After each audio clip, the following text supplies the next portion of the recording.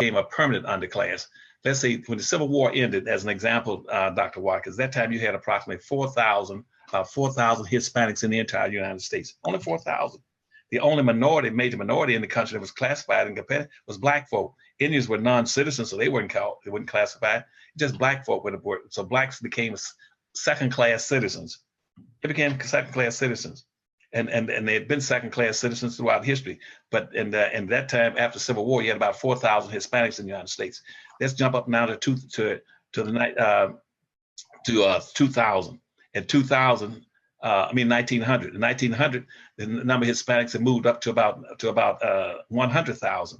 But you had over 11 million black folk, almost 12 million black folk in the United States.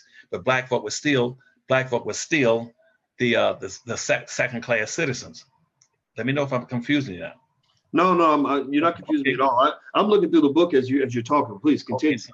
So in other words, from 1860, where you had 4,000 Hispanics, and you had that time you had about 5 million blacks enslaved. By 40 years later, by the 1900s, the number of blacks had gone up to about 12 million, and you had 100,000 Hispanics. Now, at that point in time, blacks are still second-class citizens. Now jump up now another 100 years later. They had the same identical birth rate, but then by 1974, some of the Hispanics, Latinos, came to me and told me they're going to meet out in Kansas City, and they're going to form what's known as a National Hispanic Party.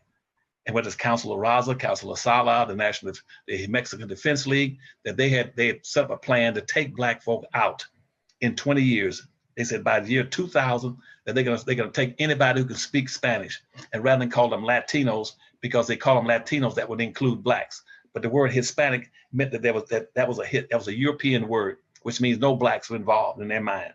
So they started calling anybody who could speak Spanish as Hispanics. And so they said that first thing on their agenda, they're going to create a national plan for empowering Hispanics, and that was in Kansas City in 1974. Now, in 2000, I predicted that by year 2000, that Hispanics then were going to take black folk out because they're going to bring in everything they could. Their primary objective was this. They said, while black folk are always marching, talking about what they shall overcome, we're going to simply get together and organize and demand and keep the doors of this country wide open so we can increase our population.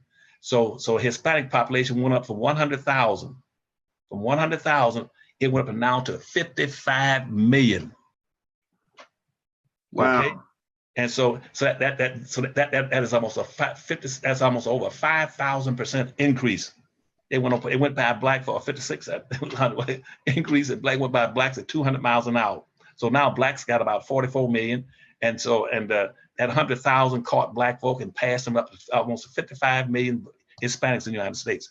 When they did that, black folk used to be the second-class citizens. That made black folks third-class citizens. Now the minority in this country is no longer black; it is now Hispanic.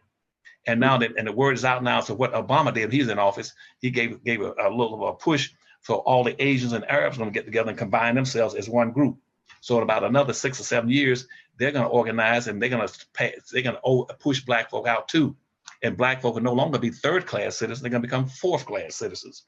And as fourth-class citizens, that means you use your imagination. Say, if you got nothing after 460 years of being second-class citizens, what do you think you're going to get now that you're fourth-class citizens?